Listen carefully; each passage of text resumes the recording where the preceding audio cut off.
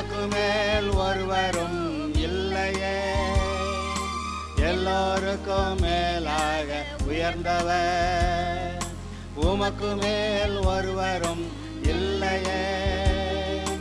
அல்லேலூயா அல்லேலூயா அல்லேலூயா ஆமென். அல்லேலூயா அல்லேலூயா அல்லேலூயா ஆமென். ஒருவரால் சிருஷ்டிக்கப்படாமலே தாமாக என்றென்றும் இருப்பவர், ஒருவரால் சிருஷ்டிக்கப்படாமலே தாமாக என்றென்றும் இருப்பவர். அல்லேலூயா அல்லேலூயா அல்லேலூயா ஆமென். நான் இதை ரொம்ப சுலபமாக விலைக்கு சொல்லிடுவேன்.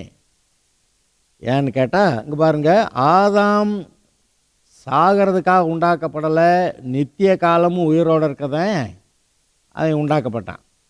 ஆனால் பாவம் செஞ்ச பிறகு சாவு வந்தது, அவனுடைய ஆத்மா மரித்தது உடனே.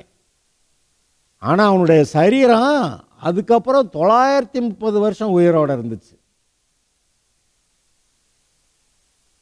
அந்த ஆதாம சரீரத்தில் கொல்றதுக்கு பிசாசுக்கு 930 வருஷம் ஆகிருக்குது, அப்படி சொல்லலாம். இன்னைக்கு நிறைய பேரை 70 80 60 எல்லாம் போட்டு தள்ளிடுறான். ஆனால் ஆதாம கொல்றதுக்கு 930 வருஷம் ஆச்சு இந்த பிசாசுக்கு. ஏன்? இப்போ அதாவது அவன் பாவியாக இருந்தாலும் கூட அந்த பாவத்தோடைய அளவு அதுக்கப்புறம் தலைமுறையாக பார்க்குறப்ப அதிகமாகிக்கிட்டே போச்சு. அதனால் நீண்ட நாள் வாழாமல் நோவா காலத்தில் சொல்லிட்டார், இன்னுமே இவன் 120 வருஷம்தான் உயிரோடு இருப்பான். ஏன்? ஆதாமுக்கிட்ட இருந்த பாவத்தோடைய அளவை விட இப்போ இந்த நோவா காலத்துக்குள்ளே 10வது தலைமுறை, ஆதாம்லேருந்து 10வது தலைமுறை நோவா, இந்த 10 தலைமுறைக்குள்ளே பாவம் ரொம்ப பெருகி போனதுனால சரி இவங்களை எல்லாரும் கொண்டலான்னு கொண்டுட்டாரு. கடைசிக்கு பார்த்தோம்னா 120 வருஷம் தான் உயிரோடு இருப்பான்ட்டார். ஏன்? சரி, அப்புறம் இன்னும் கொஞ்சம் பாவம் பெருகுச்சு. எங்கே? அந்த இஸ்ரவேல் ஜனங்கள் வனாந்தரத்தில் வந்தாங்க, எகிப்திலேருந்து வனாந்தரத்தில் வந்தபோது அவங்களா கண்ணுக்குட்டி செஞ்சாங்க. கண்ணுக்குட்டி செஞ்ச போது என்ன ஆக்கிட்டாரு? 70 மிஞ்சுனா 80 வருஷம்னு ஆக்கிட்டார். என்னையாது 930, முதல்ல சாகவே இல்லை, சாகக்கூடாது. அப்புறம் 930, அப்புறம் 120, இப்போ 70 80. சமயத்தில் அங்கே 40 50 போட்டுன்னு போகிற கேஸும் இருக்குல்ல. அப்படியே இறங்கிக்கிட்டே வருது. என்னதான் நடக்குது? அப்போ டாக்டர் சொல்லுவார், இவன் இன்னும் 5 வருஷத்துக்கு இருக்கலாமே இருப்பான் அப்படின்னு. சிலரை 2 வருஷத்துக்கு மேலே தாக்காதுங்க அப்படின்னு, சிலருக்கு 15 நாள் டாக்டர் சொல்கிறாருங்க. ஒரு தடவை ஒரு டாக்டர் வந்து சொன்னார், it's the beginning of the எண்டுன்னு, அதாவது முடிவு ஆரம்பிச்சிருச்சுன்றாரு. அது என்ன சொல்கிறாரு, இந்த தோட்டங்காட்டில் வேலை செஞ்ச சரீரம் அது, இந்த டவுனில் இருந்த ஆளுங்கன்னா 2 நாளில் போயிடுவாங்கன்னு சொல்லிடுவேன். இது தோட்டங்காட்டில் வேலை செஞ்ச ஆளுங்க சரீரம் கொஞ்சம் நல்லா கெட்டியாக இருக்கும், ஆனால் 2 நாளில் போகும்னு சொல்ல முடியாது. ஆனால் முடிவு ஆரம்பிச்சிருச்சு. 2 நாளில் போகுதோ 7 நாளில் போகுதோ 15 நாளில் போகுதோ சொல்ல முடியாது, இந்த சரீரம் கெட்டி அப்படின்றார். அப்போ முடிவு ஆரம்பிச்சிருச்சுன்னா என்ன அர்த்தம்? இந்த ஆளுகனாக்க 2 நாளில் போயிடுவாங்க, அவங்க ரொம்ப போனால் 10 நாள் 15 நாள், அவ்வளோதானே.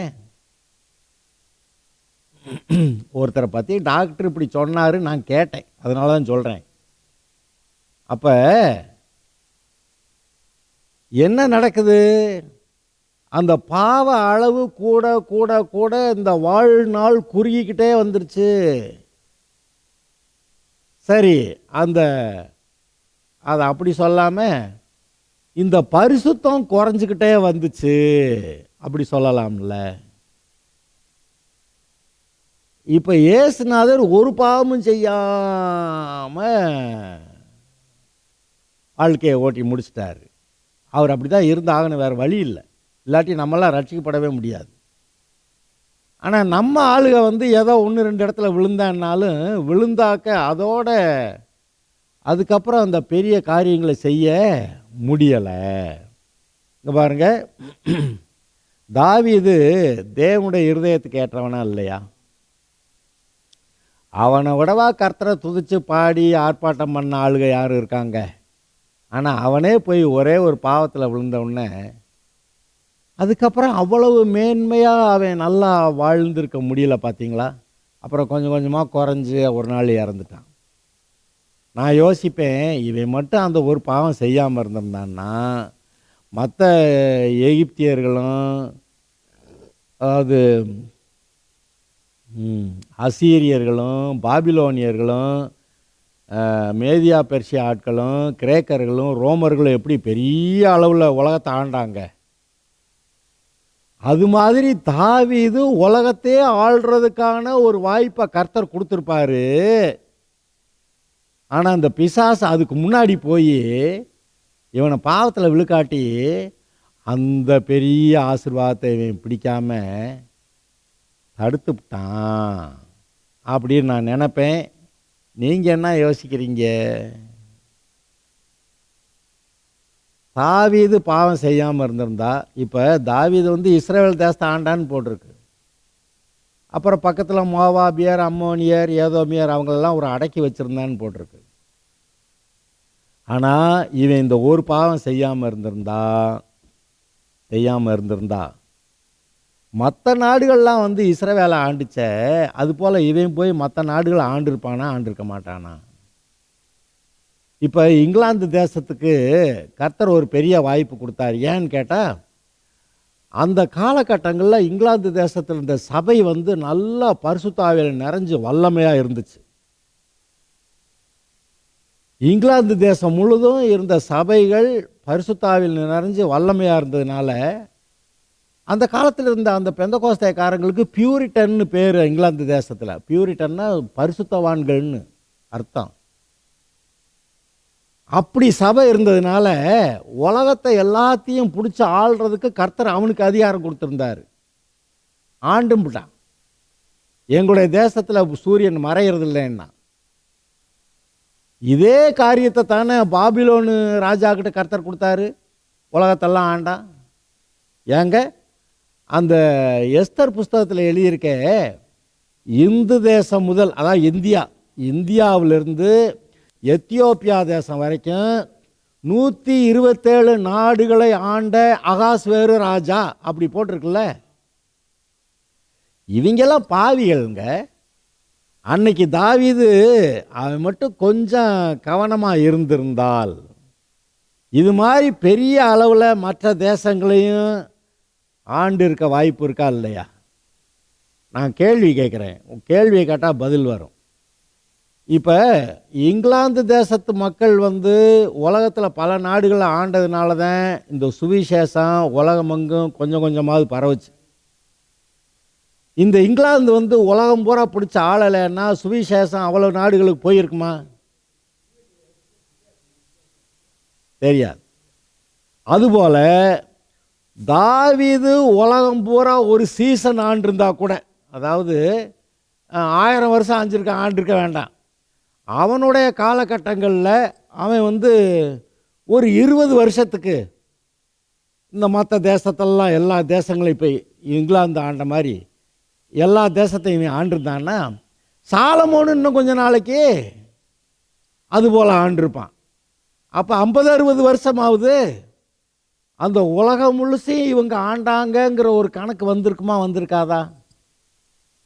அப்போ இஸ்ரவேலின் தேவன் தான் தேவன்னு உலகம் பூரா பரவி இருக்காதா? கர்த்தருடைய நோக்கம் விருப்பம் என்ன? உலகம் முழுவதுக்கும் இஸ்ரவேலின் தேவனே தேவன் என்று ஜனங்கள் அறிய வேண்டும். அதைத்தான் அவர் விரும்பினார். ஆனால் என்ன ஆகிப்போச்சு, இஸ்ரவேல் ஜனங்களுக்கு கர்த்தர் யார், கர்த்தரா பாகாலா, எது தெய்வம்னு தெரியாமல் அவங்க கொஞ்ச நாள் கர்த்தரை அப்புறம் கொஞ்ச நாள் பாகாலை கும்பிட்டுக்கிட்டு இருந்தாங்க. எலியா போனால் கர்த்தர் தெய்வம்னா கர்த்தரை ஆராதிங்க, பாகால் தெய்வம்னா பாகால்கிட்ட போங்க, சும்மா இங்கிட்டு கொஞ்சம் அப்புறம் அங்கிட்டு கொஞ்சம் குந்தி குந்தி ஏன் நடக்கிறீர்கள் அப்படின்னு வையிறாங்க. அப்படின்னா என்ன அர்த்தம்? அவங்களுக்கு தெய்வம் யாருன்னு, எங்க இஸ்ரவேலருக்கு தெய்வம் யாருன்னு தெரியாமல் போச்சுங்க. நீங்கள் ஆச்சரியப்படலாம், அப்படியான்னு கேட்கலாம். வானத்திலிருந்து அக்கினி இறங்கின உடனே இஸ்ரவேலர் என்ன சொன்னாங்களாம்? கர்த்தரே தெய்வம், கர்த்தரே தெய்வம்னு பணிந்து கொண்டார்கள்னு போட்டிருக்கு. அப்படின்னா என்ன அர்த்தம்? அதுக்கு முன்னாடி அவங்களுக்கு சந்தேகம் இருந்துச்சு, இது எப்படி சரியாகும்? ஆனால் கர்த்தருடைய விருப்பம் என்ன?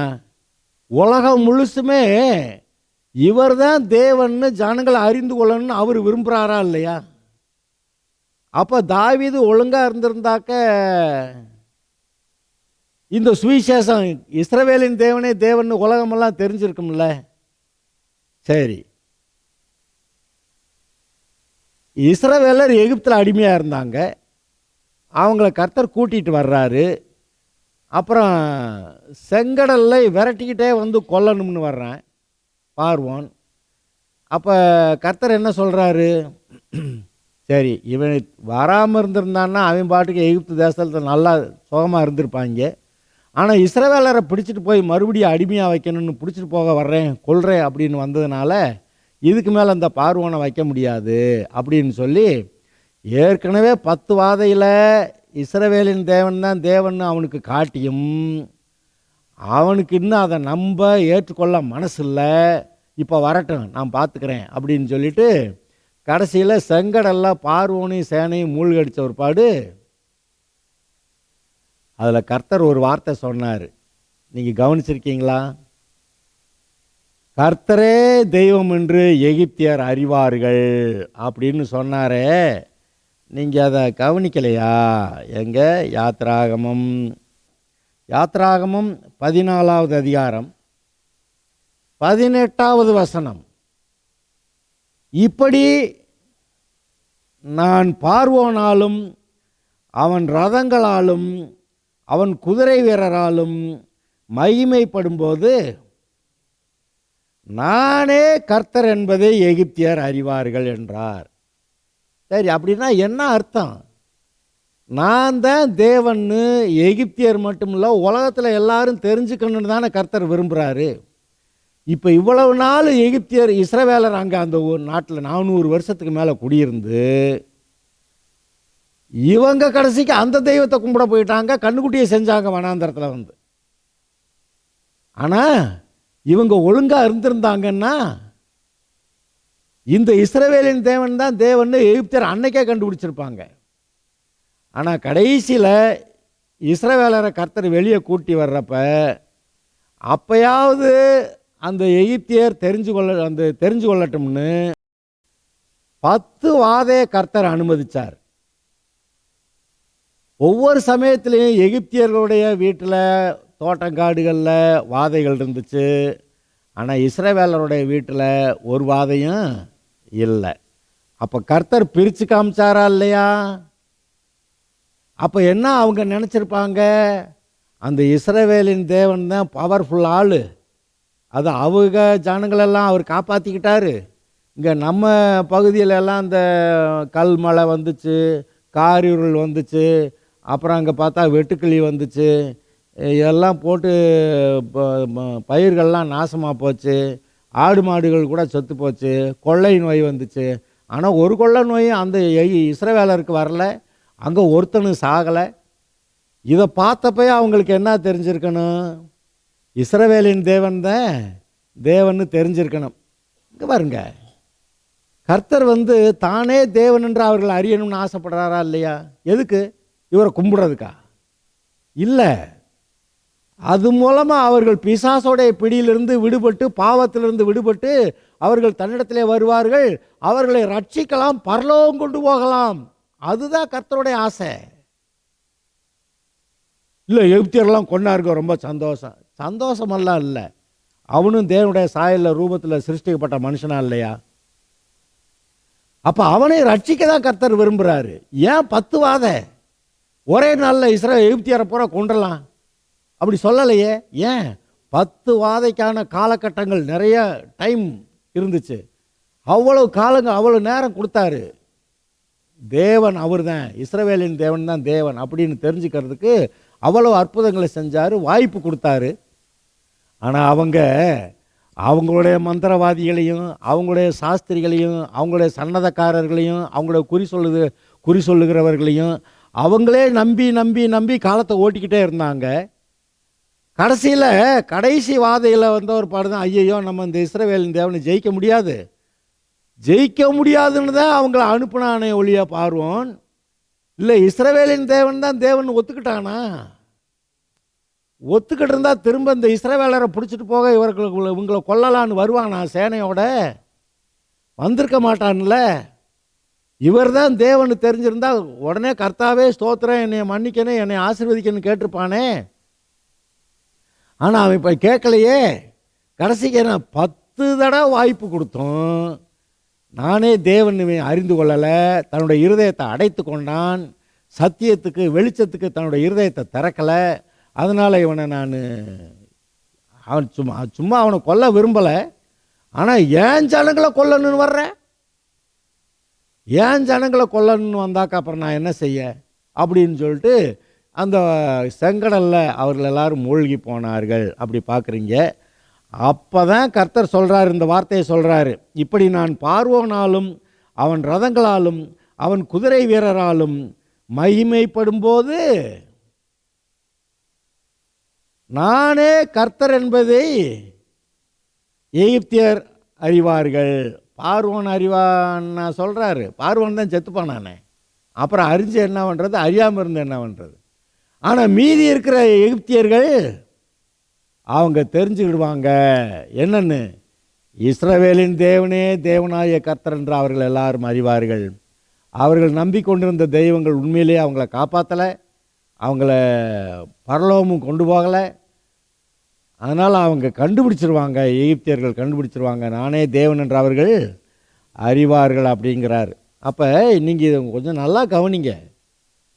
ஏதோ பார்வோன்னு எகிப்தியர்களும் இஸ்ரவேலருக்கு விரோதமாக இருந்தாங்க, அவங்களுக்கு அதனால் அவங்கள கொல்லணும், அந்த மனநிலை கர்த்தர்ட்ட இல்லை. தெரியுமா அது உங்களுக்கு? அந்த எகிப்தியர்களும் தேவனுடைய சாயல்ல ரூபத்திலே சிருஷ்டிக்கப்பட்டவர்கள்.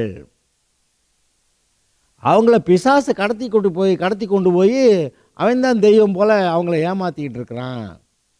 கர்த்தர் அவர்களையும் ரட்சிக்க விரும்புகிறார். அதனால் அநேக வெளிப்பாடுகளை கொடுத்தார்.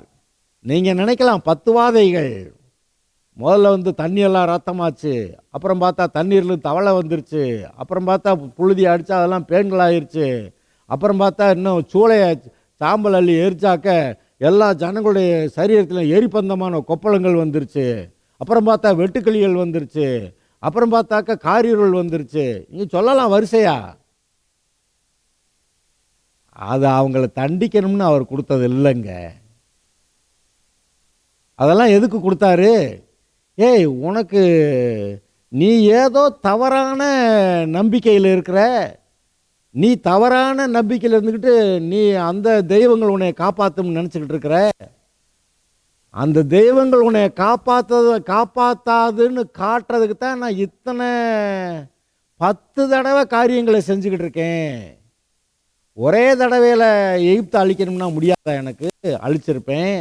ஆனால் 10 வாய்ப்புகள், 10 வாதைகள்னா 10 வாய்ப்புகளை தேவன் கொடுத்தாரே. காரணம் என்ன? காரணம் என்னன்னு கேட்டால், இவர்களும் தேவனால் உண்டாக்கப்பட்டவர்கள்,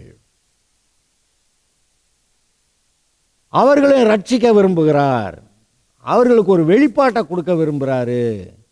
அவருடைய மனக்கண்கள் அடைத்திருக்கிறது. இந்த உலகத்தின் அதிபதி ஜனங்களுடைய மனதை குருடாக்கினான். ஏன் குருடாக்கின? பாவம் உள்ளே வந்தது. இங்கே பாருங்க, ஆதாம் ஏவாள் பாவம் செஞ்ச போது அவர்கள் கண்கள் திறந்ததுன்னு எழுதியிருக்கான். ஏன்? இப்போ அது வரைக்கும் அவங்க குருடாவாக இருந்தாங்க. அவங்களுக்கு வேறு மாதிரி கண் நல்லா தெரிஞ்சிச்சு. தேவனை பார்க்கக்கூடிய கண், இருக்கிறபடி எல்லாத்தையும் தெரிந்து கொள்ள ஆவிக்குரிய கண்கள். பிசாசு அங்கே இருக்கான், கர்த்தர் இப்போ வர்றாரு, இப்போ இவர் பேசுகிறாரு, கர்த்தருடைய காரியங்கள் என்ன, பிசாசுடைய காரியங்கள் என்ன, எல்லாவற்றையும் புரிந்து கொள்வதற்கு, எல்லாவற்றையும் பார்க்கக்கூடிய அந்த ஆவிக்குரிய கண்கள் இருந்துச்சு. அவங்க ஆவிக்குரிய காரியங்களையும் பார்த்தாங்க, இயற்கை காரியங்களையும் பார்த்தாங்க. ஆனால் பாவம் வந்த உடனேயே ஒரு விவரம் எழுதியிருக்குது, இன்னொரு விவரம் எழுதலை. அந்த இடத்துல அந்த என்ன விவரம் எழுதியிருக்குது? அவருடைய கண்கள் திறந்ததுன்னு எழுதியிருக்குது. இது என்ன கண்ணு? பாவ கண்கள் திறந்தது. ஆனால் அவருடைய ஆவிக்குரிய கண்கள் மூடிக்கொண்டது. 2 கொரிந்தியரில் 4வது அதிகாரம் 4வது வசனத்தில் எழுதியிருக்குது, இந்த பிரபஞ்சத்தின் அதிபதி ஜனங்களுடைய மனதை குருடாக்கினான். இந்த விவரத்தை இங்கே எழுதியிருக்குது. ஆதியாகமம் 3வது அதிகாரத்தில் எழுதலை. ஆனால் எல்லாருக்கும் அது விளங்கின விஷயம். நம்ம தான் அது என்ன விளங்காத மாதிரி அப்படியே பார்த்துக்கிட்டு உட்காந்துருக்குறான். இந்த விவரம் அங்கே எழுதலை, ஆனால் அங்கே தெரிஞ்சிச்சு. அவங்களுடைய ஆவிக்குரிய கண்கள் அடப்பட்டு போயிடுச்சு. ஆவிக்குரிய கண்கள் அடப்பட்டுருச்சு. ஆனால் இப்போ மாம்ச கண்கள், பாவ கண்கள் திறந்துருச்சு. இது எவ்வளவு கொடுமை! ஆக இந்த எகிப்தியர்கள் பாவ கண்கள் திறந்துருந்துச்சு. அவங்க எதையெல்லாமோ ஆராதித்து கொண்டிருந்தார்கள். ஜீவனுள்ள தேவனை இவர்தான் தேவன் அறிந்து கொள்ளலை. ஆனால் கர்த்தர் விரும்புகிறாரு, இவங்களும் என்கிட்ட ரட்சிக்கப்படட்டும், பரலோகம் கூட்டி போகிறேன்னு விரும்புகிறாரு. இந்த எகிப்தியர்களுக்காகவும் அவர் தம்முடைய குமாரனா இயேசுவை பாடுபட சொல்லியிருக்கிறார். அவர் பாடுபட்டிருக்கிறாரு. நீங்கள் சும்மா நினச்சிக்கிற கூடாது, இஸ்ரவேலரை மட்டும் காப்பாற்றுறதுக்காக தேவன் தம்முடைய குமாரனை அனுப்புனார். இல்லை, இயேசு கிறிஸ்து வந்ததுனால ரட்சிக்கப்பட்ட சபை மக்கள் மட்டும் பரலோகத்து போகிறதுக்காக கர்த்தர் அந்த சிலுவை பாடுகள்லாம் பட சொன்னார். ஒருவனாயிலும் கெட்டு போகாமல், அப்படின்னா ஒருவனாயிலும் நரகம் போகாமல், அவரை விசுவாசிக்கிற எல்லாரும் அந்த பரலோகத்தில் போகும்படி, ரட்சிக்கப்படும்படி அவர் தம்முடைய குமாரனாகிய இயேசுவை அனுப்பி இவ்வளவாய் உலகத்தில் அன்பு கூர்ந்தார் அப்படி எழுதியிருக்குது. அப்படின்னா என்ன விஷயம் பாருங்க, எல்லாரும் ரட்சிக்கப்படணும்னு ஆசைப்பட்டார். ஆனால் எல்லாரும் பாவத்தில் இருந்துக்கிட்டு மனக்கண்கள் குருடாக வச்சுருந்தாங்க. பாவக்கண்ணு மட்டும் திறந்துருந்துச்சு. அதனால் பாவம் செய்கிறது ஈஸியாக இருக்குது, நன்மை செய்கிறது முடியலை. இஸ்ரவேலர் கூட பாவம் செஞ்சவுடனே கர்த்தர் தெய்வமா பாகால் தெய்வமான்னு தெரியலை. இப்படி ஆகிப்போச்சு. ஆனால் கர்த்தர் எல்லாரையும் தான் ரட்சிக்க விரும்புகிறாரு. நினிவே பட்டணம் இஸ்ரவேலரில் தெரியுமா? 1,20,000 பேர் நினிவே பட்டணத்தில் இருந்தாங்களாம். யோனா போய் பிரசங்கம் பண்ணானா, 40 நாள் நினிவே பட்டணம் அழிஞ்சிடும்னு சொன்னானா. அப்படி தான் பிரசங்கிக்க சொன்னார், பிரசங்கிச்சான். ஆனால் நினிவே பட்டணத்தார் மனம் திரும்பி விட்டார்கள். அதனால் கர்த்தர் இந்த தேசத்தை அழிக்கிறேன்னு சொன்னவர் அழிக்கலை, அவர்களை ரட்சித்து விட்டார். அந்த நினிவே பட்டணத்து ராஜா என்ன பண்ண, ஐயோ பெரிய ஆபத்து, நம்ம ரொம்ப பாவத்தில் இருக்கிறோம்னு சொல்லி நான் உபவாசம்னு சொன்னேன், வீட்டாரெல்லாம் எல்லாரும் உபவாசம்னு சொன்னேன். அது மட்டும் இல்லை, நினிவே பட்டணத்தில் எல்லாரும் உபவாசம் போடு 3 நாளைக்குன்னா, ஆடு மாடும் உபவாசம்னு சொல்லிவிட்டான். இவன் பாருங்க, ஆடு மாட்டையும் உபவாசம் பண்ண வச்சு இவன் கர்த்தாவேன்னு உட்கார்ந்துருந்தா கர்த்தர் பார்த்து, யோனா சொன்ன 40 நாளில் அழிஞ்சு போயிரும்னு. ஆனால் கர்த்தர் மனசு மாறிட்டார். 40 நாளில் கொல்லுவேன்றதான் அவர் மனசு. ஏன்னா தொடர்ந்து பாவத்தில் இருந்தா. ஆனால் இந்த ராஜா இவன் மனம் திரும்பினது மாத்திரமல்ல, இந்த ஆடு மாடுகளையும் போட்டு உபவாசம் பண்ண வச்சதுனால கர்த்தர் மனசு மாறிட்டார். கொல்லுவேன்னு சொன்னவர் கர்த்தர் கொல்ல மாட்டேன்ட்டு எல்லாத்தையும் காப்பாற்றி விட்டார். யோனாக்கு ரொம்ப வருத்தம். 40 நாளில் எல்லாம் செத்து போவீங்கடான்னு சொன்னால் கடைசிக்கு ஒருத்தனை கூட இவர் கொல்லலை அப்படின்னு ரொம்ப வருத்தத்தோடு இருக்கிறான் அவன். ஆனால் மனம் திரும்புகிறவர்களை கர்த்தர் காப்பாற்றுகிறார். காப்பாற்றுறது தான் விருப்பமா, அவங்கள அழிக்கிறது விருப்பமா? அதே போல் பார்வோனையும் சேனையும் அழிக்கிறது விருப்பம் இல்லை, அவர்களையும் ரட்சிக்கிறது தான் கர்த்தருடைய விருப்பம். ஆக இன்றைக்கு இந்த விசுவாசிகள் மண்டலத்தில் கூட, கிறிஸ்தவர்கள் கூட பொதுவாக பைபிளெல்லாம் படிக்கிறாங்க, ஆனால் ஆண்டவருடைய மனசு என்னன்னு புரிஞ்சுருக்காங்களா? மனசு என்னன்னு புரியலையே. இந்த ஒரு மந்திரவாதி இருக்கேன், இவனை கொல்லணும் அப்படி தான் நம்ம எல்லாரும் சொல்லுவோம். ஏன்னா அவன் நிறைய பேருக்கு பில்லி சூனியம் செஞ்சு எவ்வளோ குடும்பங்களை நாசமாக்குறேன் அப்படிங்கிறது மட்டும்தான் அவங்களுக்கு தெரியும். இவனை கொல்லணும்னு தான் தோணும். ஆனால் கர்த்தர் என்ன பண்ணுறாரு, இந்த மந்திரவாதி மனம் திரும்பினா நல்லா இருக்குமே அப்படின்னு அவன் மனம் திரும்ப மாட்டானான்னு பார்த்துக்கிட்டு இருக்கிறாரு. என்னங்க எப்படி பேசுகிறீங்கன்னு கேட்காதீங்க. அப்போஸ்தலர் நடவடிக்கைகளில் மந்திரவாதிகளும் அநேகர் வந்து அவங்க ரட்சிக்கப்பட்டாங்க அப்படின்னும், அது மாத்திரமில்ல, அங்கே அவங்களுடைய அந்த மந்திரவாத அந்த புஸ்தகங்கள், அப்புறம் அதுக்கான பொருள்கள் எல்லாவற்றையும் கொண்டு வந்து அக்கினியில் போட்டு எரித்தார்கள்னு வாசிச்சிருக்கீங்களா? அப்போஸ்தலர் 19. இந்த பவுலை கொண்டு கர்த்தர் சில அற்புதங்களை நடப்பிக்கிறார். அதனால் அந்த ஊரில் இருந்த மக்கள் அநேகர் மனம் திரும்புகிறார்கள். 17வது வசனம், இது எபேசுவிலே குடியிருந்த யூதர்கள் கிரேக்கர் அனைவருக்கும் தெரிய வந்தபோது அவர்கள் எல்லாரும் பயமடைந்தார்கள். கர்த்தராகிய இயேசுவின் நாமம் மகிமைப்பட்டது. விசுவாசித்தவர்களில் அநேகர் வந்து தங்கள் செய்கைகளை வெளிப்படுத்தி அறிக்கையிட்டார்கள். அடுத்து கவனிங்க, மாயவித்தைக்காரராக இருந்தவர்களில் அநேகர் தங்கள் புஸ்தகங்களை கொண்டு வந்து எல்லாருக்கும் முன்பாக சுட்டெரித்தார்கள். அவைகளின் கிரயத்தை தொகை பார்த்து 50,000 வெள்ளி காசாக கண்டார்கள். இவ்வளவு பலமாய் கர்த்தருடைய வசனம் விருத்தியடைந்து மேற்கொண்டது. இங்கே பாருங்க, மாயவித்தைக்காரர்கள் மந்திரவாதிகள் கூட மனம் திரும்பி அவங்க மந்திரவாதம் பண்ணுறதுக்கு அவங்க பயன்படுத்தினாங்கள்ல அந்த மந்திர புஸ்தகங்கள், அந்த புஸ்தகங்களெல்லாம் கொண்டு வந்து சுட்டெரித்தார்கள். அதெல்லாம் வேலை பார்த்தா 50,000 வெள்ளிக்காசு பெருமான அளவுக்கு அவ்வளவு பணம். அப்போ மந்திரவாதியை ரொம்ப விலை போட்டு அந்த புஸ்தகங்களை வாங்கி படித்து அதெல்லாம் செஞ்சு பில்லி சூனியமெல்லாம் செய்கிறேன். அந்த மந்திரவாதிகள் மனம் திரும்பினார்கள். ஏங்க, மந்திரவாதிகள் மனம் திரும்புகிறத கர்த்தர் விரும்புகிறாரா? இல்லை நீ போனா நீ வச்சிருக்கிற பிசாசோட சேர்ந்து நரகத்துக்கு போன்னு கர்த்தர் நினைக்கிறாரா? அதாவது இப்படி தேவன் ஒரு மனுஷன் எப்பேற்பட்ட பாவத்துக்குள்ளே போயிருந்தாலும் சரி, அவன் மனம் திரும்புகிறதைத்தான் விரும்புகிறாரே ஒழிய அவன் அப்படியே போகட்டும் நரகத்துக்கு அப்படின்னு விரும்பலை. இங்கே பாருங்க, இன்னொரு விஷயத்தையும் சொல்கிறேன். சவுல் ராஜா தாவீதை கொல்லணும்னு ஆசைப்பட்டான்.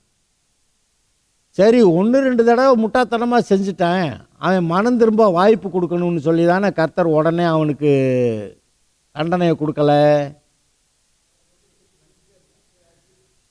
தொடர்ந்து தாவீதை கொல்லுவேன். தாவீது யாரு? தேவனுக்கு பிரியமான இருதயம் உள்ளவன், எனக்கு ஏற்ற இருதயம் உள்ளவன் சொல்லிவிட்டார். ஆக அவனை போய் இந்த சவுல் ராஜா கொல்லணும்னு விரட்டிக்கிட்டே இருக்கேன். எவ்வளவு நாள் கர்த்தர் பேசாமல் இருந்தார் பாருங்க. ஒரு இடத்துல தாவீதை பிடிச்சி போடலாங்கிற அளவுக்கு போயிட்டானா. அப்புறம் 2 தடவை இந்த சவுல் ராஜா தாவீதுகிட்ட மாட்டியிருக்கிறேன். ஆனால் தாவீது இந்த சவுல் ராஜாவை கொல்லலை. ஏன்? இவனும் ரட்சிக்கப்படணுங்கிறது தான் கர்த்தருடைய விருப்பம். யார்? இந்த சவுலும் ரட்சிக்கப்படணும். இவன் தொலைஞ்ச பிசாசோடைய வழியில் போய் தொலைஞ்சு போயிடக்கூடாது, நரகம் போயிடக்கூடாதுன்னு கர்த்தர் சவுலுக்கு இறக்கப்பட்டு அவ்வளோ காலம் டைம் கொடுத்துருந்தாரு.